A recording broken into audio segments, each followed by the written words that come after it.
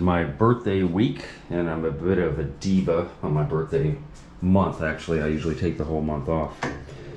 This year, I'm not taking the whole month off. Well, sort of, kind of. A couple of things.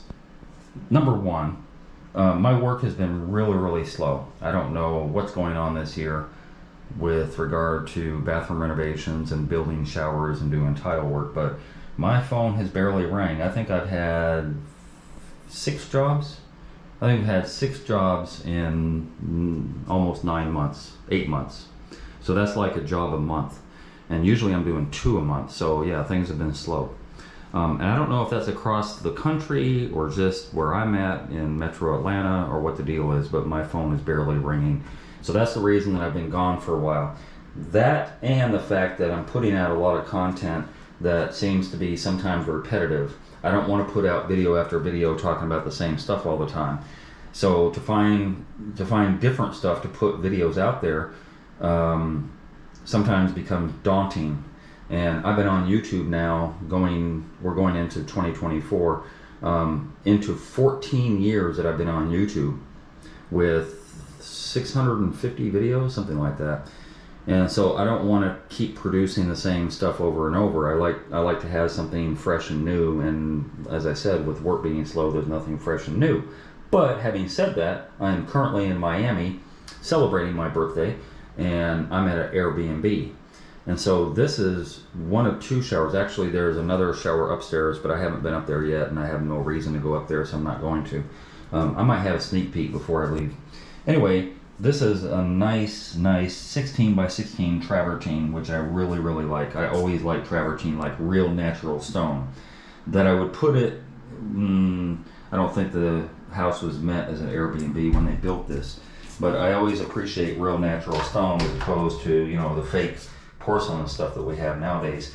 A couple of reasons for that. One, it's almost maintenance free for the most part. 2, you can always find travertine 20 years from now, 50 years from now, you can always get travertine, and it may be darker, it might be lighter, but you can always get a match, even if you have to get a larger one and cut it down to 16 or whatever, but you're always going to be finding natural stone going into the future. So I always appreciate natural stone over fake stuff. But I'm going to get on to critiquing this shower because this guy was just okay. He was a good tile guy, but I don't think he's really built a shower before.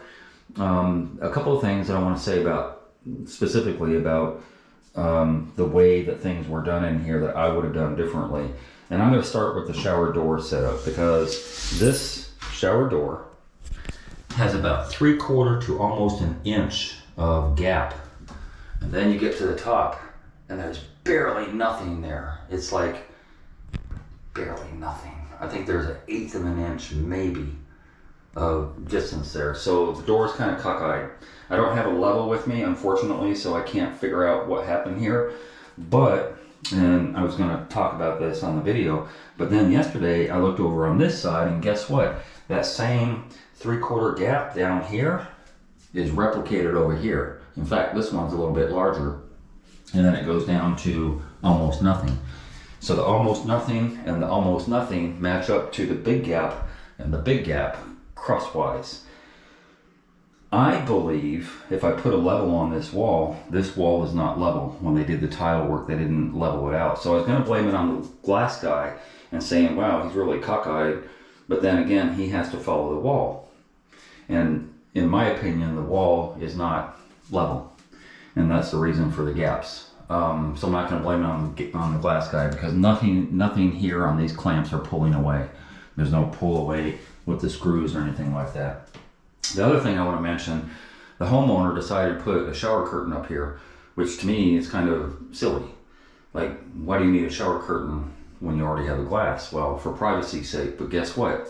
This door won't open inward because the shower curtain is in the way. So it only opens outward. So what I've noticed is when people are using the shower, they just have it cocked open like this all the time, which is kind of weird. But anyway, getting on to the critique portion. I can tell without even a level that this curb doesn't really have a really hard slope to it.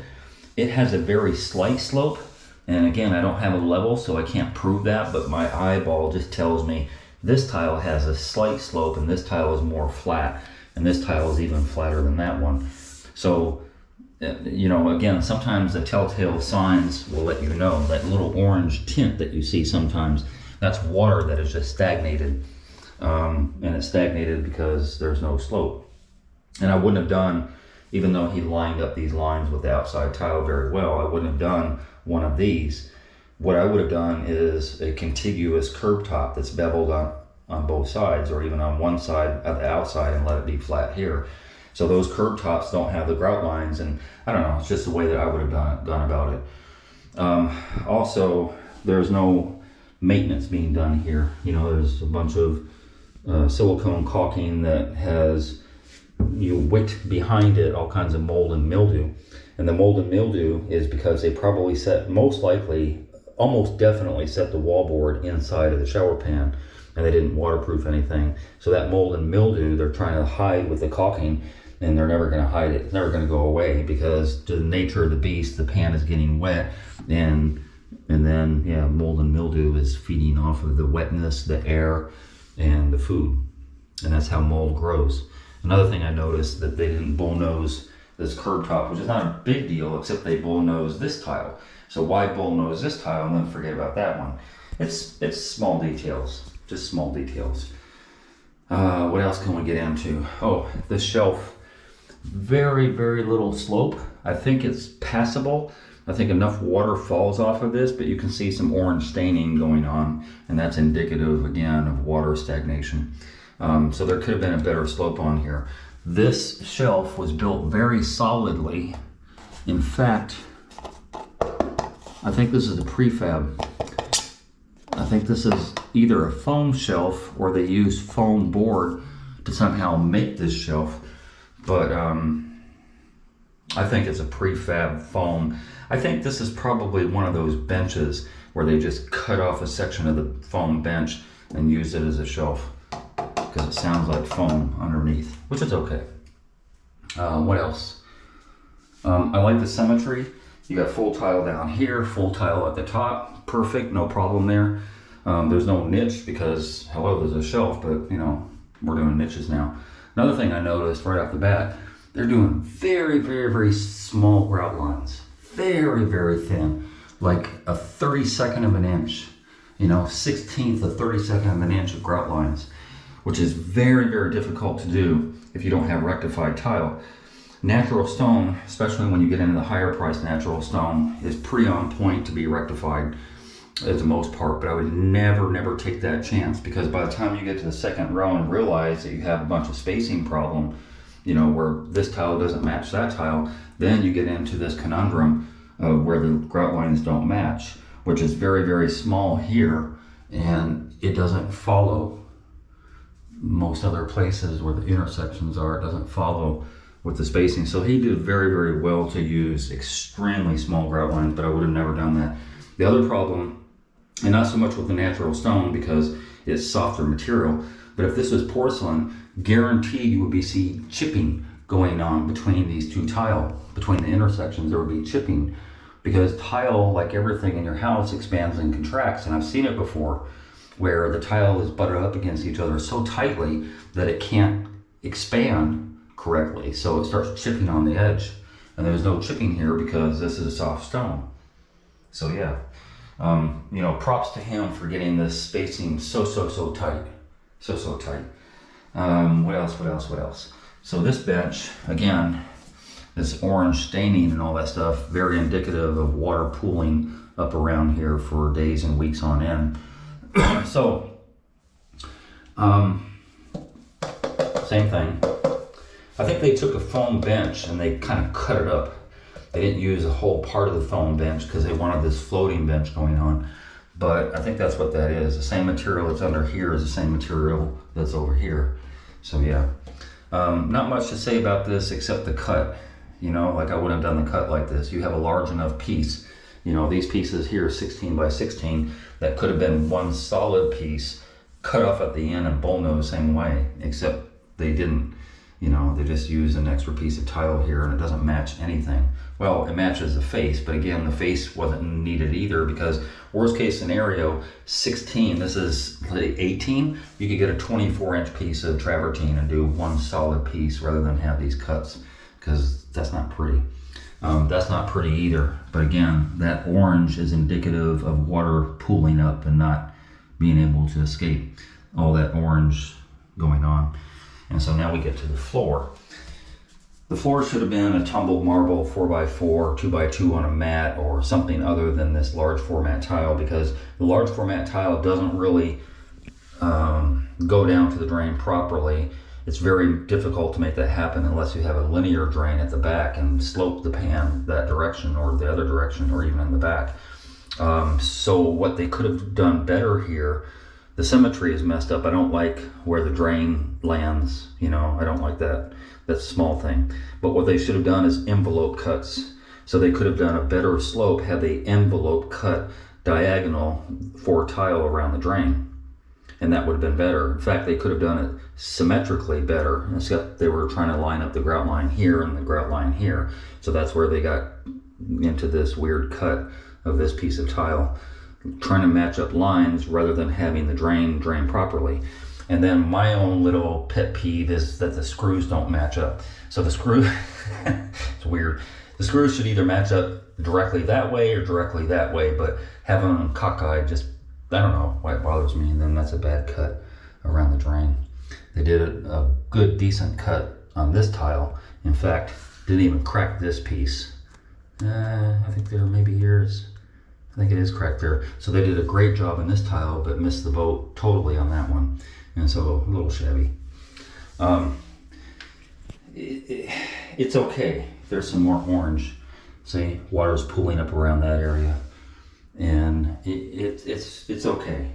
This guy was a good tile setter. And typically in Miami, you have a lot of different cultures here. You have people from the Caribbean, you know, whether they be Haitians, Dominicans, you know, Jamaicans. A lot of people from South America come down here and they don't do things the same way we do. And they don't know about the wallboard not going into the pan because they're used to doing concrete floors and block curbs and block walls and all that stuff. So they're not typically doing the things that are appropriate for wood construction. Yeah. The symmetry on the shower valve, perfect. They got it down pat. I'm not seeing any ragged cuts going on here. I'm not seeing any ragged cuts for the holes for there or for the shower head. Just out of curiosity. I think they glued this. I was gonna see if they cut a square. It's just curious to me. If they cut a square, if they had a hole cutter to make that happen, but I can't get that escutcheon plate off.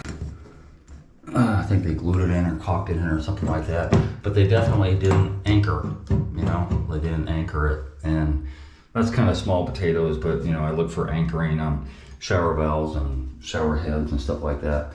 But overall, not a bad job. Not a bad job. You know, it's needs some attention. It needs some TLC. It needs some cleaning. Really, really bad. And I think going forward that this shower, because it's a concrete slab, typically in Florida, there are slabs here. So even if this shower leaks at some point, it's not going to be noticeable. The worst case scenario is that the grout lines on the outside will be darker, but they're already dark anyway due to dirt and all that stuff. So there's no harm, no foul. There's nothing that you can ruin on a concrete slab, except on the outer edge. This is a garage going that way, and I think the garage little hallway going this way. So you could end up with some rotted baseboard outside, and if there's a room over there and there's carpet, you could end up with rotted baseboard and or stained carpet where the water has, where the shower has failed basically, and then that's how you would know. But otherwise, if it's just all concrete construction, you know, especially the floor, then any type of mistake that they did is innocuous at that point. But yeah, that's my critique of this shower. Not bad, not bad. This guy is definitely a good tile guy. It's probably, I'm guessing, better than 10 years old. maybe somewhere around that range, 8 to 10 years old. And I bet you he's a much better, not just a tile guy, but I bet he's a better shower builder nowadays, you know, with all these little FUBUs that are going on that weren't really necessary to have happen. Sweep, love that. Anytime you have a sweep making noise, always a good sign. The clamp that they put into the curb, I'm hoping that they caulked really well, you know, when they drill the holes out for that clamp. Typically the guy that I worked with didn't put clamps on shower panels. You know, he would just set it on invisible shims, and very, very small invisible shims, and then just do silicone back on the front and the back. And so the clamp isn't really necessary for a panel this small. I'm having my my panel, I'm not going to have a door, but there's going to be one long 5-foot panel on my door that's actually going to be installed next week. And they're going to put clamps on the curb, but I'm going to be there to make sure they silicone properly. You know, I have crawl space below my house, and this is kind of, you know, not a big deal. Anyway, I'm going to move on to the second bathroom, which is really, really small. I'm not even using that bathroom because the shower is like claustrophobic. And I think it's basically the same guy that did this shower with the same tile. But I'm going to go check that out and you can follow along. Yeah, this is a secondary bathroom. Nothing matches anything. Like this granite countertop. Is it faux? I think it's faux. Yeah, it might be granite, but anyway, it doesn't match the coloration of the cabinets. I think the cabinets and the granite countertop were done afterward because it definitely sort of kind of matches up to this. I hate this stuff. It just reminds me of the 70s. I don't like it at all, but it doesn't really match, you know. And then here you have travertine not matching anything. Although travertine sort of goes with anything-ish. The coloration scheme, I'm not feeling. Anyway, same type of tile. Got a crack here. Same type of discoloration with the grout lines because, you know, nothing's taken care of or cleaned properly or whatever. A little separation on some areas there. And here's a little tiny shower. This shower, I bet, is no more than 2 foot, 2.5 foot maybe by 2.5 foot. You know, just really, really small shower. Just elbow room alone would keep me from using this shower. Extra large shower door. Same thing is going on here. Shower curtain in the way precludes you from going that direction, which is okay because you have a shower valve right there. So it's probably a good idea to have the shower curtain up, because if you push this door in, that becomes a center punch and that could shatter the whole glass. So this is probably a smart idea to have that in there. But the same type of issues going on. Very, very tiny grout lines and a little bit of lippage here. I didn't notice lippage on the other one, but not bad. You know, tiny grout lines. Intersections are lining it up really, really well. Good for him. Good for him. Wow, the caulking really does match. But then again, same issues, you know, a little orange tint going on.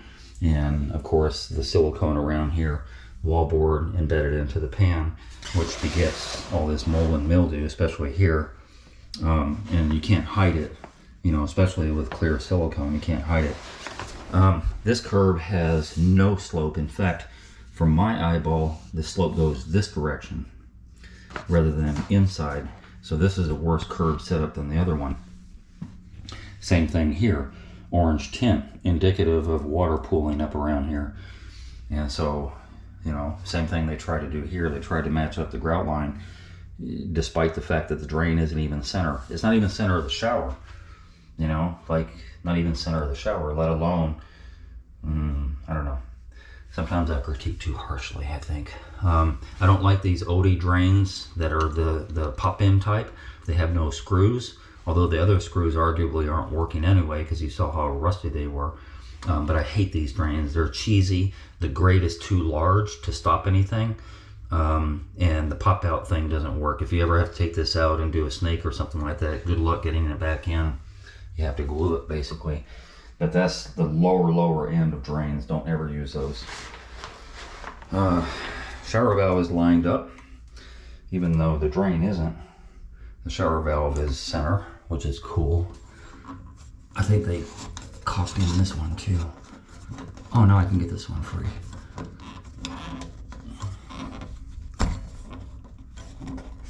Tight fit though. I think because I'm right at the bend. Oh yeah, it's a square.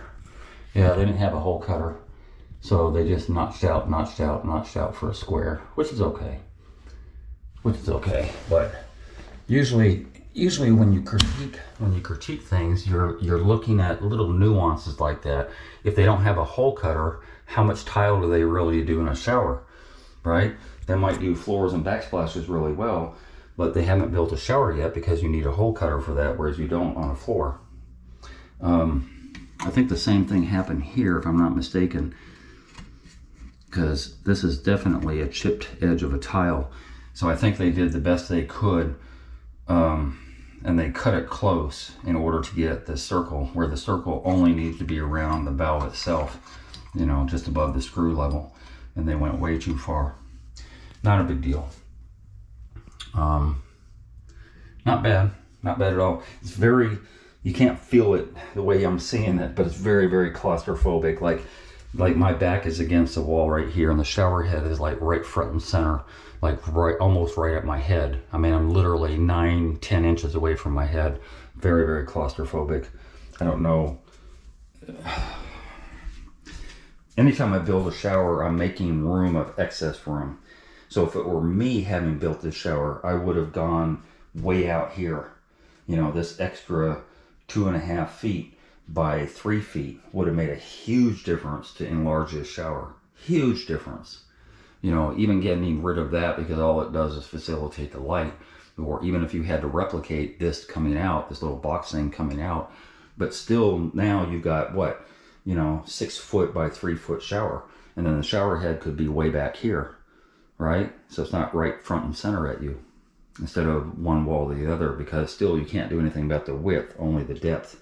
But yeah, I would have definitely bumped it out. You would have gotten easily another 3 or 4 square feet.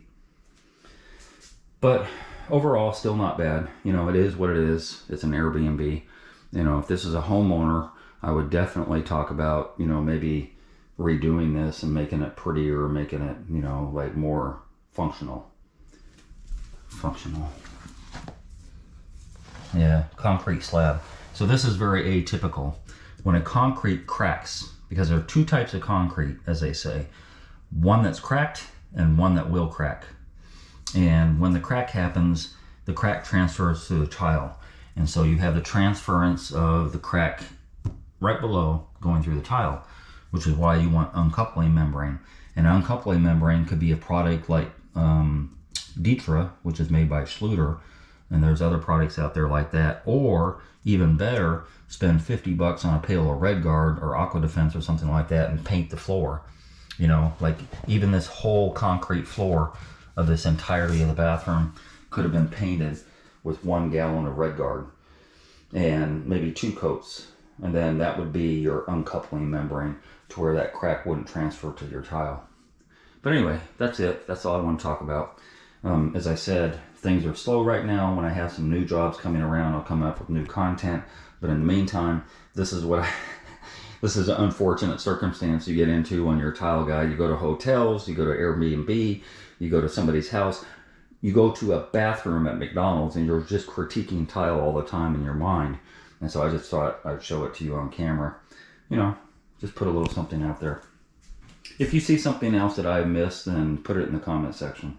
It'll be interesting if I missed something or not. Hey, if you enjoyed that video and you learned something, consider being a Patreon member.